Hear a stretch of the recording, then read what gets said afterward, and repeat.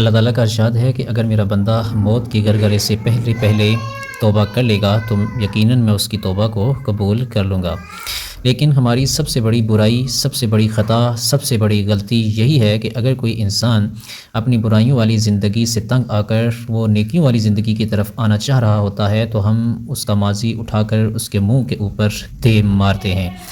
ہم اس کی برائیوں کو یاد کروانا شروع کر دیتے ہیں۔ ہم اس کو یہ یاد کروانا شروع کر دیتے ہیں کہ کل تک تو تم ایسا تھا، کل تک تو تم ویسا تھا، اور آج تم بڑا حاجی بننے چل پڑا ہے۔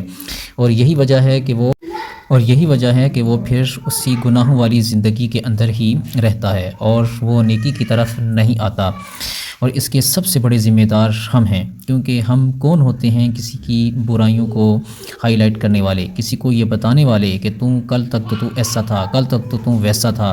ہم کون ہوتے ہیں اس کی لائف میں آ کر اس کی زندگی کو تباہ کرنے والے؟ اگر اللہ تعالیٰ نے اس کو ہدایت دے دی ہے اور اللہ تعالیٰ نے اس کو سیدھا راستہ دکھا دیا ہے تو اس سے ہمیں تکلیف نہیں ہونی چاہیے، بلکہ ہمیں خوشی ہونی چاہیے کہ اگر کوئی انسان پہلے گناہوں کے اندر ڈوبا ہوا تھا، گناہوں کی دلدل کے اندر ڈوبا ہوا تھا، اور اللہ تعالیٰ نے اس کو اگر ہدایت دے دی ہے تو یہ بڑی ہی اچھی بات ہے، بڑی ہی اعلیٰ بات ہے۔ بجائے یہ کہ ہم اس کے اوپر خوش ہوں، ہم اس کو تنقید کا نشانہ بنانا شروع کر دیتے ہیں، ہم اس کو ذلیل و رسوا کرنا شروع کر دیتے ہیں، ہم اس کو بار بار اس کی برائیاں یاد کروانا شروع کر دیتے ہیں، اور ہم اس کو تانے دینا شروع کر دیتے ہیں۔ ہم اس کو یہ یاد کرواتے ہیں کہ کل تک تو ایسا تھا، کل تک تو ویسا تھا، اور آج تو بڑا حاجی بن بیٹھا ہے۔ اور اگر وہ انسان یہ باتیں سن کر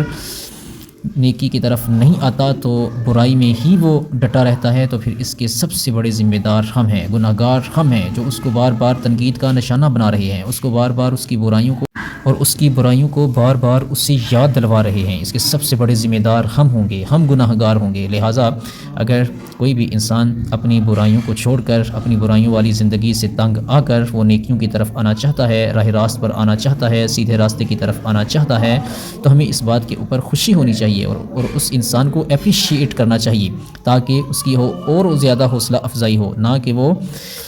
اس کو اس قدر شرمندہ کر دینا چاہیے کہ وہ اپنی گناہوں والی زندگی کے اندر ہی ڈوبا رہے۔